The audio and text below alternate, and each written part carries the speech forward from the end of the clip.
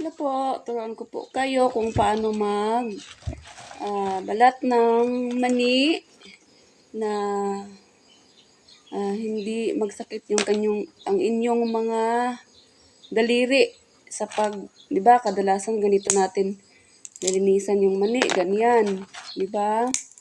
Marami sa atin ganon nagagawa. Pero sa katagalan na tayo ay balat ng mani, magsakit na yung natin, mga kamay, mga dulo ng kuko, yan.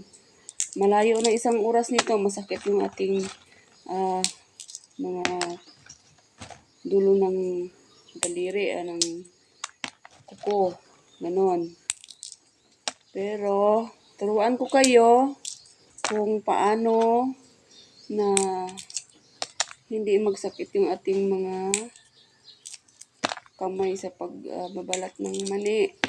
Ganito ang ating gagawin. Kumuha ako ng isang bato na mabigat. Diba? Para siyang flat, para di galaw-galaw. Pwede din mayroong mga 2x2 o 2x3 dyan na maliliit lang, pwede siyang gamitin. At kumuha ako ng isang long nose o yung mahaba na nose, ito matutulis na nose, di ba? Yung plies pala, pwede yun. At ganituhin natin. Yan, kita nyo? Ito sa itaas dapat. Ito yung pinakadulo niya. At saka, pukpukin natin yung dahan-dahan lang. Ganon, di ba? Walang sakit sa kamay. Ganon. Kasi nabibiyak na siya. Ganon lang. Yan, tuloy-tuloy mo lang. Ganon. Pero, dahan-dahan lang yung pukpok. Kasi, once nalakasan mo yung pagpukpok mo, ay, yung iba, mababasag na yung mani. Okay lang kung para pangkain ang mani. Pero ito, binalatan ko to para tanim kay umulan na. Yan, ganun lang. Pero ingatan lang minsan yung ating kamay, lalo na sa katulad ko na yung mata ay marami nang walang nakikita. Kailangan ng salamin.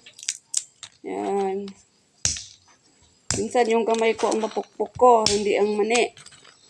Pero hindi man masakit kasi dahan-dahan naman ang pagpukpok. Ganon. Yan lang siya. Tuloy-tuloy lang mga kaibigan. Ganon. Hanggat makadami ka na, hanggat maubos na yung mga binabalatan. Yan. Yung hindi mabiyak, saka mo na siya kamayin para lalabas na lahat yung mani. Yan. Ganito, tuloy-tuloy lang. Hanggat matapos. Ingat lang sa kamay na hindi mapupukpukan. Once nalakasan mo yung pukpok mo, baka yung pagpukpok mo ay dito na pupukpok sa kamay mo, di malakas. Yayay.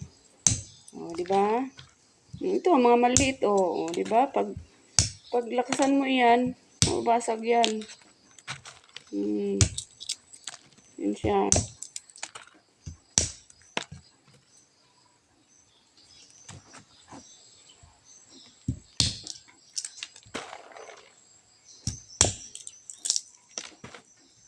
Yan lang. Tuloy-tuloy lang hanggat maubos. Yan. Meron siya basta di puruhan ng basag.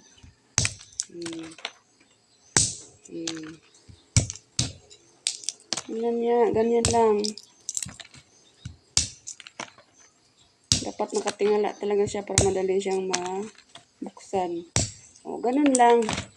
Kapag wala na naman, kukuha ka naman dito. Ito yung ating, natin, madami pa, kahating sako pa yan. Yan, pag-upuan ko yan, tapos yung isang araw, O, tanghali. Matapos na yan siya. Kung uupuan ko, pero madaming trabaho, hindi ko na matatapos. O, tuloy-tuloy lang mga kaibigan. Yan. Madali lang, simple lang. Kuha ka lang ng bato at saka pamukpok. Ganituhin lang. Yan. Pagkatapos, tanggalin natin ang bato. Patabi natin yan siya. Tapos, ganituhin natin. Sa ibaba yung laman. At saka natin patabi. Yan. Ganituhin mo lang, oh. Yan. O, wala na yan siya. Tapos, ihulog natin dito sa ating lalagyan. Ganyan na siya, oh. Yan. Yan. Tuloy lang mga kaibigan. Ganun lang. Ganun lang. Yan. Wala na. O, ito may isa pa, oh. Dalawa. Oh. Labanin mo lang yan siya palagi. Yan. O, diba? Madali lang. Tapos, hindi ka pa nasugatan. Hindi pa na nagsakit yung mga dulo ng daliri. Upo mo, masakit. Pag buong hapon ka nagbalat ng mani. Yan. Yung final na linis ito kapag tahipan mo na siya. Yan. Pero kung para pang tanim lang, kahit hindi mo na siya tahipan, mulog lang yan. Ito lang yung kukunin natin. Yan. Ano siya? O, diba? Malinis siya, o. Pwede na siya pang tanim. At saka itong mga basag kasi sobrang tuyo ito, tatanggalin mo to para hindi mo masama tanim. At pwede mo siyang lulutuin itong ganito. Diba? Tapos pag wala na, patabi mo naman yan siya. Kuha ka naman ulit. Ganun naman pamaraan. Ito ang mga teknik kung paano madali kang makabalat ng mani. Thank you sa panood.